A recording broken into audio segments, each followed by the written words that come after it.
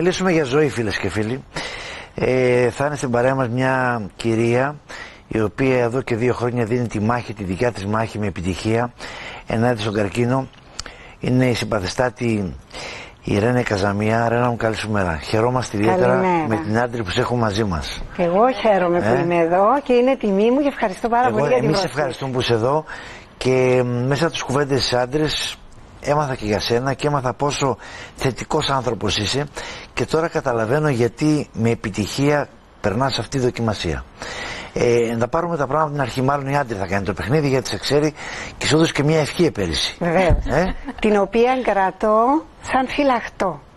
Όταν σε γνώρισα για πρώτη φορά στην πορεία με τις ροζ φιγούρες, ήρθες, μου ζήτησες να πω 2 λόγια. Σου είχα πει 2 λόγια τότε μαζί με τη Γιόλα τη Μάρκου και μου έδωσες μια ευχή. Καλή ευχή. Υπέροχη ευχή. Την κρατάς? Πιο όμορφη ευχή από το να σου ευχηθούν να έχεις υγεία. Είναι το πιο όμορφο δώρο και η πιο ωραία ευχή και δίνεις μάχη. Και δίνεις μάχη με επιτυχία. Τώρα 2 χρόνια. Θέλω να πιστεύω ότι καταρχήν σήμερα, σύμπτωση, πριν από 2 χρόνια σαν σήμερα, πρωί αυτή την ώρα, είχα πάει στο ιατρικό κέντρο και παράλαβα τα αποτελέσματα της βιοψίας μου. Σαν σήμερα δηλαδή πριν από 2 χρόνια είχα επίσημα διαγνωστεί ως πάσχουσα με καρκίνο του μαστού. Μάλιστα. Ποια ήταν τα συναισθήματά σου, Ρένα, όταν το έμαθες? Καταρχήν να σου πω ότι δεν πίστευα από την πρώτη στιγμή που εντόπισα τον όγκο στο στήθος μου, δεν πίστευα ότι ήταν καρκίνο. Εσύ το εντόπισες ψηλαφώντας ή πήγες γιατρό? Η ιστορία μου είναι περίεργη. Εγώ ξύπνησα το πρωί. Ήμουν έτοιμη να φύγω να πάω στην Οξφόρδη, διότι η κόρη μου έκανε το μεταπτυχιακό της στο Πανεπιστήμιο της Οξφόρδης και είχε κάποια προβλήματα με το στομάχι της και θα πήγαινα να την δω. Έκανα τον ντους μου, οι βαλίτσες μου ήταν έτοιμες στην πόρτα και όπως πλενόμουνα έπιασα στο αριστερό μου στήθος έναν όγκο ο οποίος πρέπει να είχε το μέγεθος ενός μικρού πορτοκαλιού. Ήταν επιφανειακός. Δεν είχε προκαλέσει οποιασδήποτε αλλοιώσεις στο στήθος και δεν υπήρχε το βράδυ. Το προηγούμενο δεν υπήρχε. Γίνεται αυτό το πράγμα? Βεβαίως. Η γιατρός μου εξήγησε ότι ακριβώς επειδή ήταν επιθετικός, φαίνεται ότι το βράδυ αιμάτωσε, να μην το πω στα κυπριακά, και δημιούργησε μία φλεγμονή γύρω του. Δηλαδή στην ατυχία μου ήμουν τυχερή. Γιατί το παραμύθι με τον κακό δράκο, που είναι ο καρκίνος, ποτέ δεν είναι μόνον ένας ο δράκος. Οι δράκοι είναι πολλοί. Και εγώ λέω ότι έχω ευθύνη. Γι' αυτό σήμερα μέσω της εκπομπής σας θέλω να προτρέψω, να παρακαλέσω, να πω στον κόσμο να κάνει εξετάσεις. Ακόμα και αυτή τη στοιχειώδη ψηλάφιση, παιδί μου, πώς το λένε? Αυτήν την έκανα. Και δεν υπήρχε τίποτε, ήμουν καθαρή. Όχι, πρέπει να κάνει εξετάσεις. Πρέπει να το βάλει στο πρόγραμμα. Όπως λέμε, θα πάμε να κόψουμε τα μαλλιά μας. Όπως λέμε, θα πάμε να κάνουμε τα νύχια μας οι γυναίκες. Οι άντρες να κάνετε trim το... Σωστό. Πρέπει να γίνονται εξετάσεις, διότι εγώ αν ήμουν ατυπική, δεν θα έφτανα σε σημείο να δημιουργηθεί αυτός ο τεράστιος όγκος, να χρειαστώ μαστεκτομή, να χρειαστώ χημειοθεραπείες. Ίσως να το προλάμβανα σε πολύ πιο εύκολο στάδιο. Παρ' όλα τα αυτά θεωρώ ότι είμαι ευλογημένη διότι το βρήκα. Θεωρώ ότι είμαι ευλογημένη διότι υπήρχαν τα όπλα να το πολεμήσω και είμαστε εδώ και μιλούμε. Τι άλλαξε στη ζωή σου? Ναι, παρακαλώ. Συγγνώμη. Παρακαλώ. Από τη μέρα που το έμαθες, λοιπόν, φαντάζομαι υπήρξαν διάφορες διακυμάνσεις μέχρι αυτό σήμερα. Αυτό το ταξίδι το οποίο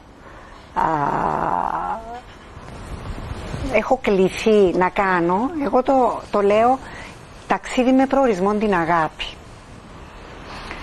Έμαθα να αγαπώ δυνατά και ουσιαστικά τον κόσμο, τη ζωή, τον εαυτό μου. Έμαθα ότι το πιο ουσιαστικό στη ζωή πέραν της υγείας είναι η αγάπη. Όταν δέχεσαι αγάπη και δίνεις αγάπη, γίνεσαι καλύτερος άνθρωπος, γίνεσαι πιο δυνατός και μπορείς να χαίρεσαι το κάθε τι γύρω σου. Ναι. Ακόμα και αν έχεις πρόβλημα με τον καρκίνο. Ανδρέα, γιατί είπαμε θα μιλάμε στον ελληνικό. Ναι, βέβαια. Εξάλλου είμαι πιο μεγάλη σας. Μια χαρά είσαι. Ο καρκίνος είναι μια ασθένεια. Υπάρχουν πολλές ασθένειες γύρω μας που ταλαιπωρούν τον κόσμο. Σίγουρα η λέξη καρκίνος φοβίζει. Θα ήμουν αφελής και κανένας δεν θα πίστευε ότι όταν πήρα τη διάγνωση στα χέρια μου είπα και όμως η πρώτη κουβέντα που είπα ήταν ευχαριστώ Θεέ μου που δεν είναι τα παιδιά μου και είμαι εγώ. Ναι. Η πρώτη μου επίσκεψη στο ογκολογικό όταν καθόμουν εκεί στις μπλε καρέκλες είπα μακάρι να είμαι η τελευταία, γιατί ξέρεις έχει μια οθόνη και έχει πάνω νούμερα, γιατί στην ουσία είσαι ένας αριθμός για να μπορούν να παρακολουθούν διάφορα. Και μετά από όλα αυτά είπα γεννηθεί το θέλημά σου. Ξέρεις, έχεις δίκιο που το αναφέρεις αυτό, διότι συνήθως μιλάμε για τους ανθρώπους που χάνονται από τον καρκίνο, ενώ χιλιάδες άλλοι άνθρωποι το ξεπερνάνε το πρόβλημα, ζουν με το πρόβλημα, το ξεπερνάνε και είναι μια χαρά.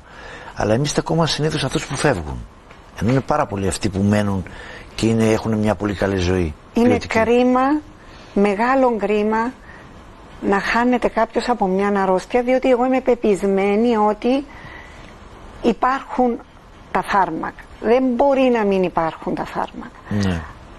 Πιθανόν, χωρίς να ξέρω, δεν είμαι ειδικός, πιθανόν όμως οι φαρμακοβιομηχανίες στο εξωτερικό να έχουν τους δικούς τους λόγους, γιατί όλα αυτά τα χημειοθεραπευτικά φάρμακα και όλα αυτά τα οποία παίρνει ένας ασθενής, δεν ξέρω, δεν αποκλείεται. Εγώ θέλω να μου πεις, Ρένα μου, το εξής.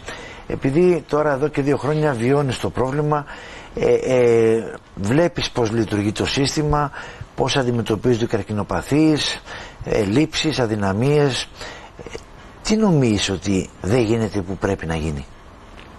Ωραία η ερώτηση και σε ευχαριστώ.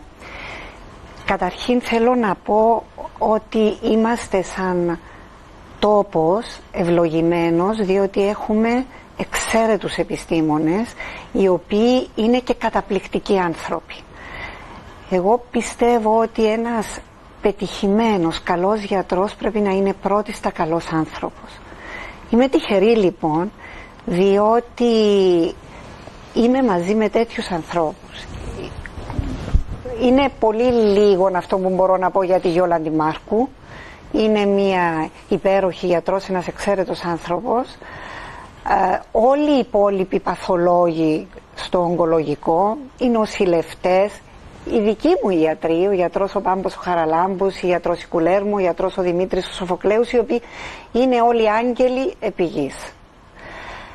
Εκείνον το οποίο όμως εβίωσα όταν διαγνώστηκα με καρκίνο του μαστού δεν θέλω να το περάσει κανένας άνθρωπος. Δηλαδή καθόμουνα στις μπλε καρέκλες και περιμένοντας να έρθει η σειρά σου ακούς διάφορα. Ακούς για κοπέλες οι οποίες δεν είχαν τα χρήματα να κάνουν μαστογραφίες στον ιδιωτικό τομέα και πρέπει να περιμένουν καιρό. Ακούς για κυρίες οι οποίες έρχονταν με το λεωφορείο από τη Λάρνακα για να κάνουν τις θεραπείες τους.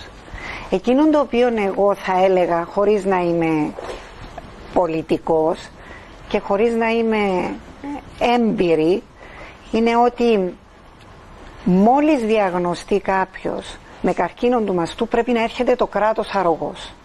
Δηλαδή πρέπει να δίνει έναν οικονομικό πακέτο, θα το αποφασίσουν οι υπεύθυνοι, για να μπορέσει ο καρκινοπαθής να αντιμετωπίσει το πρόβλημα του με αξιοπρέπεια, για να μπορέσει ο καρκινοπαθής να δει τους γιατρούς που επιθυμεί ο ίδιος, διότι η ψυχολογία είναι πάρα πολύ σημαντική.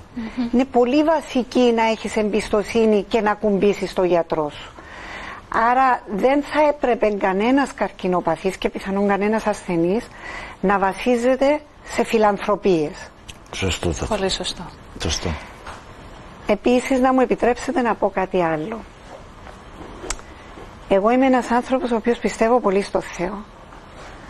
Δεν πιστεύω όμως τόσο στα υλικά αγαθά.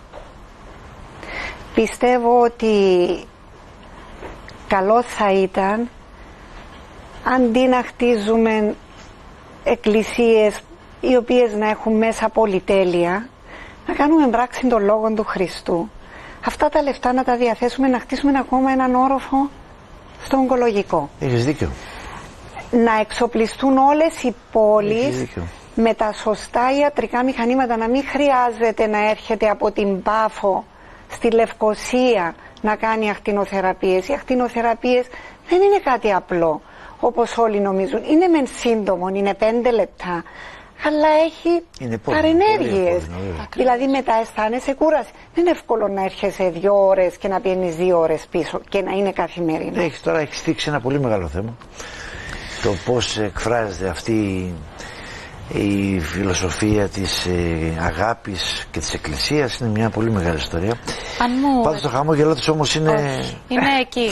Αν μου επιτρέπεις, Ανδρέα μου, επειδή και εγώ θυμάμαι τι μου είπες εκείνη τη μέρα, δεν θα ξεχάσω που μου είπες πέταξε τις έννοιες και ζήσε. Φυσικά. Νομίζω ότι εντός το κλειδί, έτσι. Φυσικά. Να ζούμε κάθε μέρα, να ευχαριστούμε τον Θεό για τις ευλογίες του, διότι είναι πολλές.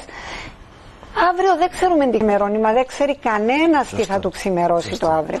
Λοιπόν, να ζούμε το σήμερα, να είμαστε καλά, να ευχαριστούμε τον Θεό και να χαμογελούμε. Έχεις απόλυτο δίκιο, Ρένα μας.